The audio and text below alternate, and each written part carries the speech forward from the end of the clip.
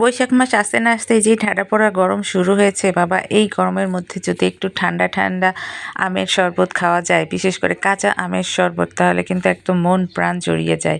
আমি নিয়ে নিলাম কয়েকটা কাঁচা আম। এই আমগুলো দিয়ে আমি শরবত বানাবো।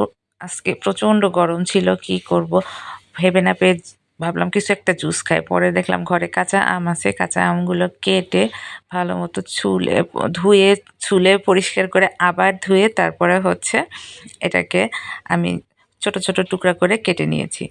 তাহলে কি জুসটা ভালো হবে। এটা সবচেয়ে ভালো হয় আরও যদি পুড়ানো যেত, পুড়ায়ে মেখে খেতেও ভালো লাগে, পুড়ায়ে জুস করে খেতেও ভালো লাগে। কিন্তু বাসায় ছিল না গ্যাস, গ্যাস তো আমাদের থাকেই না দিনের বেলা, সেজন্য আর কি করা, পোড়ানোর অপশন নাই, কাঁচা আমেরই করব। কাঁচা আমের শরবতও কিন্তু খুবই ভালো লাগে।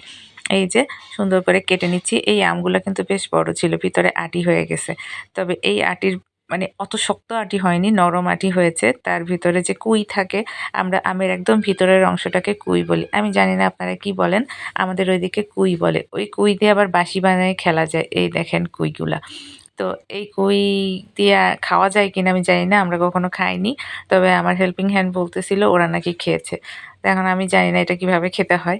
তারপরে এই যে আমার ছোট ছোট করে কেটে নেওয়া আমগুলো এখন আমি ব্লেন্ডারে দিয়ে দিব। আমার একটা খুব দামি ব্লেন্ডার আছে, বাট ওই ব্লেন্ডার থেকে আমার এই ছোট্ট ব্লেন্ডারটা যে কি উপকারী, আর ৯০০ টাকা দিয়ে কিনছিলাম, খুবই কাজের, মানে সবসময় সব কাজে লাগে। আর এই কাঁচা আমের মধ্যে আমি দিয়ে দিচ্ছি একটু চাট মশলা, তারপরে একটু বিট লবণ, তারপরে একটু চিনি। এগুলা দিয়ে এটাকে খুব ভালো মতো ব্লেন্ড করতে হবে। আর যদি পারেন একটা কাঁচামরিচ দিতে পারেন, তা আমি আর দেইনি, বাচ্চারা খাবে, ঝাল ঝাল লাগলে যদি আবার না খায়, এজন্য।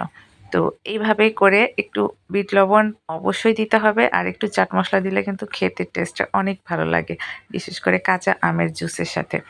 তো পানি দিয়ে এখন এই যে আমার সেই ঐতিহাসিক সস্তা একটা ব্লেন্ডার, বাট এটা খুবই কাজের।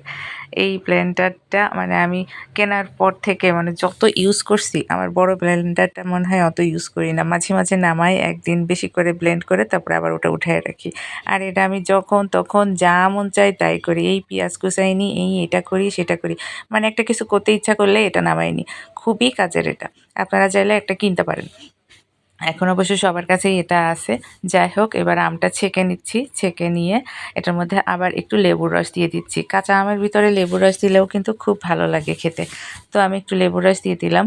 তারপরে এটাকে আবার ভালো মতো আরেকটু নেড়েচেড়ে নিলাম। আর ছাঁকনিটা অবশ্যই একটু বড় ছাঁকনি নেবেন, কারণ না হলে আবার পানিটা বের হবে না, একদম তেলতেলা পানি হবে।